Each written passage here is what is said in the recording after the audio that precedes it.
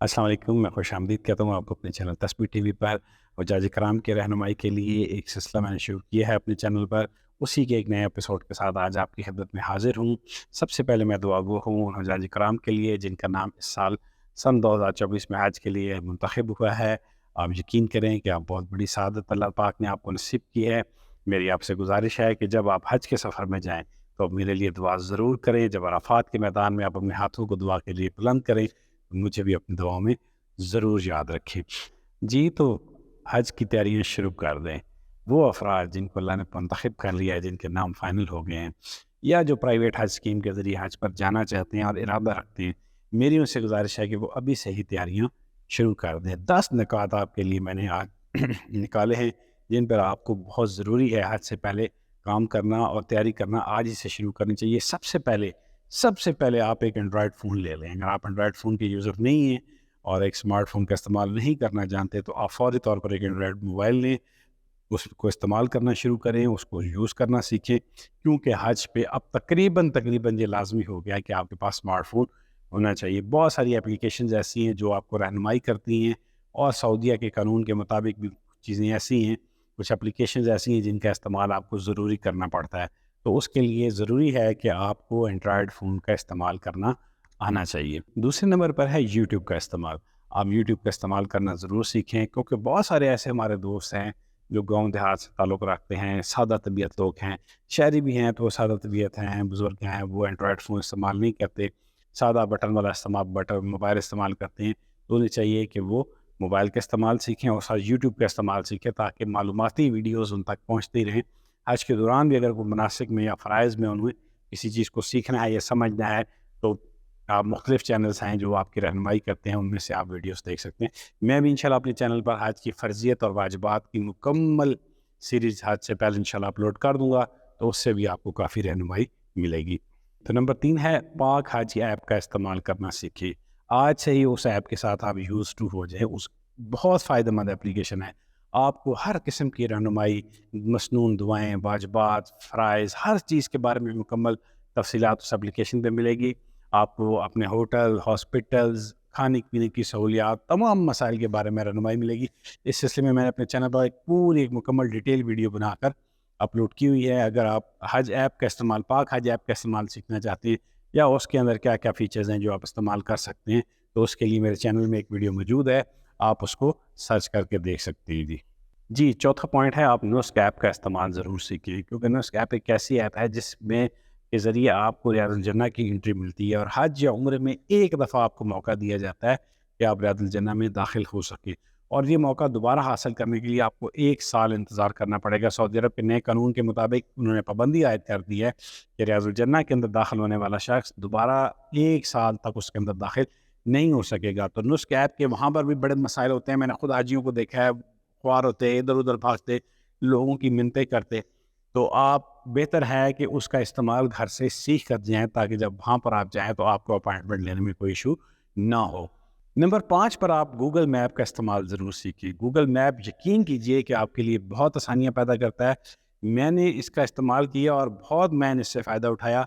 जब मैं जहाँ भी जाता था, अब जैसे मैं होटल में गया हूँ, तो मैंने मदीना शरीफ में होटल में गया हूँ तो मैंने उसकी लोकेशन सेव कर ली। अज़ीज़िया में गया तो उसकी लोकेशन सेव कर ली।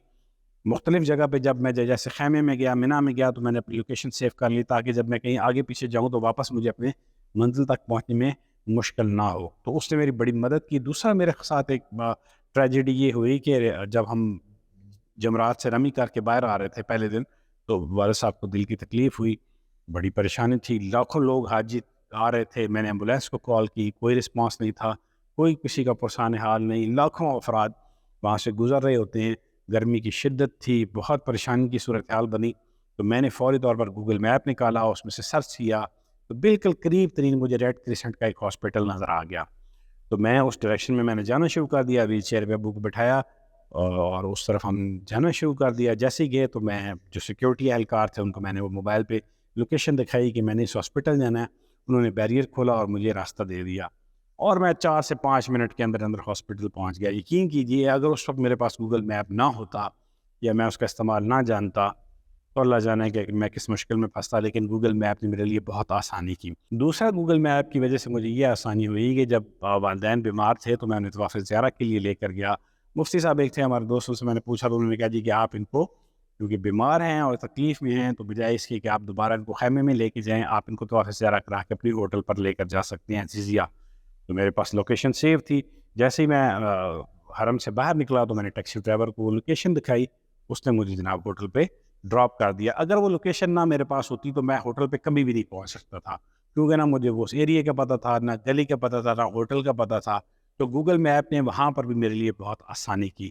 گوگل میپ کا استعمال آپ لازمی سیکھیں، لازمی سیکھ کر جائیں، کیونکہ حج میں آپ کے گھومنے کے بہت زیادہ چانسز ہوتے ہیں۔ آپ ڈائریکشنز بھول جاتے ہیں، راستے بھول جاتے ہیں، خاص طور پہ منی میں جب آپ جاتے ہیں تو ایک ہی طرح کے خیمے ہوتے ہیں، ایک ہی طرح کے راستے ہوتے ہیں، بالکل آپ بلائنڈ ہو جاتے ہیں، وہاں پر آپ کو سمجھ ہی نہیں آتی کہ آپ نے کس طرف جانا ہے اور کس طرف نہیں جانا۔ تو ضروری ہے گوگل میپ کا استعمال آپ ضرور سیکھیں۔ جی، تو چھٹے نمبر پہ میں آپ کو ایڈوائز کروں گا کہ آپ اپنی صحت کا خیال رکھیں، ابھی سے اپنی روزمرہ کی خوراک میں تبدیلیاں کریں، آپ اچھا صحت مند کھانا کھانا شروع کریں، کوئی فروٹس وغیرہ ڈیلی کی خوراک میں لینا شروع کریں، یا ملٹی وٹامنس روزانہ کی بنیاد پر آپ استعمال کرنا شروع کریں، کیونکہ حج میں بہت زیادہ مشقت کرنی پڑتی ہے، آپ کو بہت زیادہ چلنا پڑتا ہے، ٹھیک ہے؟ تو آپ کو اس کے لیے طاقت کی ضرورت ہوتی ہے، آپ کو انرجی کی ضرورت ہوتی ہے۔ آپ ابھی سے اپنی خوراک پہ توجہ دیں تاکہ جب آپ حج کے سفر پہ جائیں، 5 دن جو حج کے ہوتے ہیں خصوصاً بہت مشکل ہوتے ہیں۔ جی، نمبر 7 پہ آپ سے میں یہ گزارش کروں گا کہ آپ فوری طور پر واک شروع کر دیں۔ حج پہ آپ نے چلنا ہی چلنا ہے، حج پہ چلنا ہے، آپ نے مختلف مقامات پہ، حج کیا ہے، مختلف مقامات پہ آپ نے خاص اوقات کے درمیان حاضری دینی ہوتی ہے، ٹھیک ہے؟ باقی نماز تو 5 وقت کی آپ فرض پڑھ رہے ہوتے ہیں۔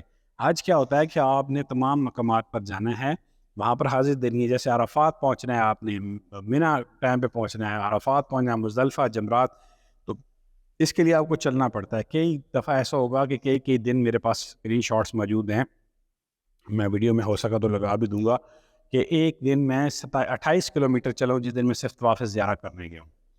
تو آپ کو مسلسل چلنا پڑتا ہے۔ اگر آپ عمرے کے لیے بھی جاتے ہیں تو ایک عمرہ اگر آپ کرتے ہیں تو اس میں بھی آپ کو 10 سے 15 کلومیٹر چلنا پڑتا ہے، اور حج پہ تو آپ نے چلنا ہی چلنا ہے، چلنا ہی چلنا ہے۔ آپ یقین کریں کہ بہت زیادہ چلنا پڑتا ہے۔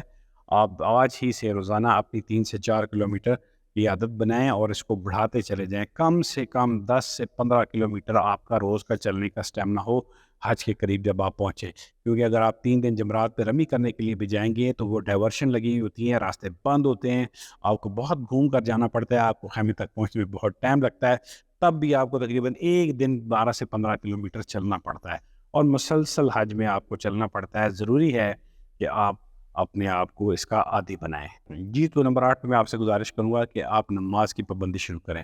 حرم میں ایک نماز کا ثواب 1000 گنا بڑھ جاتا ہے، تو جب آپ مسجد نبی میں ہوں گے تو اس کا ثواب 50,000 کے برابر ہو جائے گا۔ تو آپ نے کیونکہ رحمتیں اور برکتیں سمیٹنی ہیں اس مبارک سفر میں، تو آپ ابھی سے ہی اپنے آپ کو 5 وقت کا نمازی بنائیں، تاکہ اللہ پاک آپ کے لیے رحمتیں اور برکتیں کی بارشیں کر دے، آمین۔ نمبر 9 پر میں آپ سے گزارش کروں گا کہ آپ روز عادت بنائیں قرآن شریف پڑھنے کی۔ آج پہ بہت سارے دوستوں کو میں نے دیکھا جو حاجی تھے، میرے ساتھ تھے، سفر میں تھے، وہ نمازیں تو یقیناً پڑھتے تھے لیکن قرآن بہت کم پڑھنے والے لوگ تھے، کیونکہ ہماری عادت نہیں ہے، ہم روزمرہ قرآن کو کھولتے نہیں ہیں، موبائل پہ ٹائم ضائع کرتے ہیں۔ تو وہاں پر بھی بہت سارے حجاج موبائل کالز پہ اور مختلف موبائل پہ اپنا ٹائم پاس کرتے رہتے تھے، تو یہ اچھی عادت نہیں ہے۔ آپ سے گزارش ہے کہ آپ روزانہ کی بنیاد پہ ایک صفحہ پڑھیں، ایک پاؤ پڑھیں، آدھا پارہ پڑھیں، ایک پارہ پڑھیں، جتنی بھی آپ کی ہمت ہے اس کے حساب سے قرآن پڑھنے کی عادت بنائیں۔ 7 مسنون دعاؤں کو اپنی روٹین میں شامل کریں، کیونکہ حج میں آپ نے 5 وقت کی نماز پڑھنی ہوتی ہے، اور مختلف عرفات، منی، مزدلفہ، جمرات، ساری جگہوں پہ جہاں پر بھی جانا ہے تو آپ نے دعائیں مانگنی ہے۔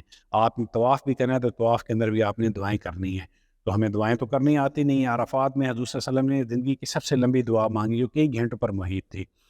تو یہ ہے کہ ہم تو 2 منٹ کی دعا، 1 منٹ کی دعا کے بعد ہمارے پاس الفاظ ہی ختم ہو جاتے ہیں، تو دعا مانگنا سیکھیں، دعا مانگنا سیکھیں۔ جب آپ جائیں اللہ کے گھر حضور پیش ہوں، جب وقوف عرفہ میں جب آپ اللہ کے حضور کھڑے ہوں تو آپ کو دعا مانگنی آتی ہو، تو جو قرآن و حدیث میں مسنون دعائیں ہیں انہیں بھی یاد کریں، اپنی زبان میں بھی دعائیں یاد کریں، تاکہ جب آپ وہاں پر جائیں تو آپ خوب گڑ گڑا کے اللہ کے حضور دعا کر سکیں۔ जी, 10 नंबर में मैं आपसे गुज़ारिश करूँगा कि आप हज की फ़र्ज़ियत और वाजिबात, मनासिक के हज को अच्छी तरह सीखें।